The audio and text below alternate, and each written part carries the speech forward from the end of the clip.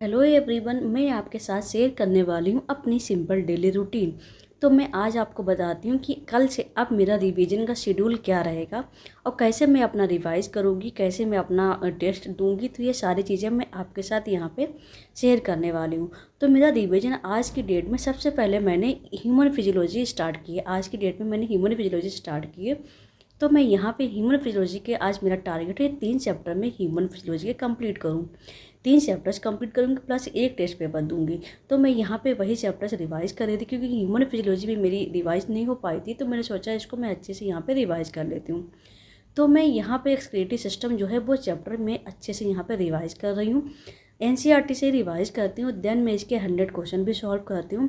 100 question में जो भी मेरा डाउट रहता है तो मैं उसको लिख लेती हूँ कॉपी पे, कि जो भी मेरा गलती होती है तो मैं उनको लिख लेती हूँ कि मेरी कौन सी मिस्टेक्स हुई हैं। मैं उनको फिर से रिवाइज करती हूँ, बहुत अच्छे से रिवाइज करती हूँ जैसे ये दोबारा मेरी मिस्टेक ना हो।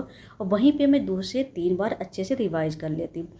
फिर मैंने यहाँ पे जो है न्यूरल कंट्रोल वाला चैप्टर था वो भी यहाँ पे रिवाइज किया।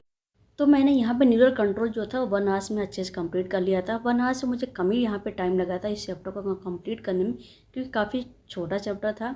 क्योंकि मैं इसको 2 से 3 बार पहले कर भी चुकी हूँ, इसलिए मुझे अब इतना टाइम नहीं लगता है। मुश्किल से 45 मिनट या अगर ज़्यादा टाइम जाता है तो 1 आवर्स में मैं एक चैप्टर कंप्लीट कर लेती हूँ।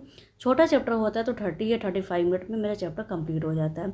तो ये मेरा बायोलॉजी का रिवीजन है। डेली का मैं रिवीजन ऐसे ही करती हूँ। अब मैं करती हूँ यहाँ पे केमिस्ट्री में सबसे पहले मैंने यहाँ पे जीओसी उठाई है रिवीजन के लिए। जीओसी मुझे करना है क्योंकि जनरल ऑर्गेनिक केमिस्ट्री काफ़ी इंपॉर्टेंट होती है। तो मैंने सोचा सबसे पहले मैं इसको यहाँ पे रिवाइज़ कर लेती हूँ। तो मैं इसको यहाँ पे अच्छे से रिवाइज़ कर रही थी क्योंकि मेरे पास शॉर्ट नोट्स हैं।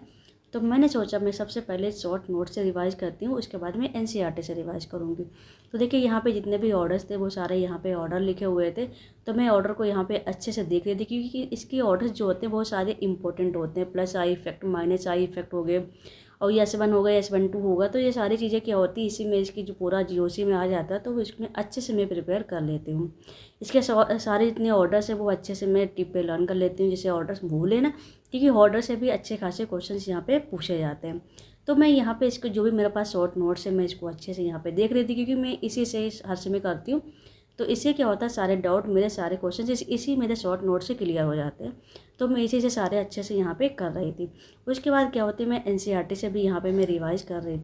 फिर मेरी जो यहाँ पे केमिस्ट्री की एनसीईआरटी है मैं उससे भी यहाँ पे इसको रिवाइज कर रही थी क्योंकि मेन एनसीईआरटी होता है।